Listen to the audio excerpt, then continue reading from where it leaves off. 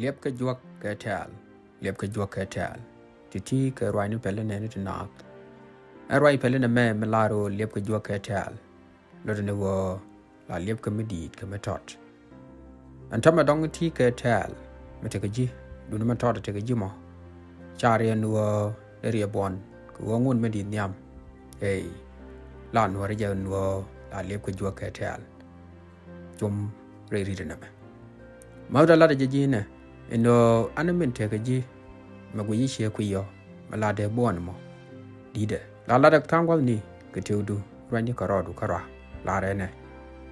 an men to de teka tel loide ke je ko shade bon ko ngone min di nyam ino min di la be ke kananga gwas an bajeli an ba min di men tan nyam baje chup ino chi loide pe dit ke nyenas ko ba gwi ni men to de teka ko men teka ba ngaliep men dit liep ke JUÄK ke THOK mawda leru ke je no ape ben leru ke je no be moy ko bom lo ke be chu ngada no dung di du ja bene liep ke JUÄK ke THOK chu belenas wi ni men to de ke ji ko men di abine liep ke JUÄK ke THOK ke kujamo la do tes ke dung ti de ke ji ke bi dung di du ben tay kamal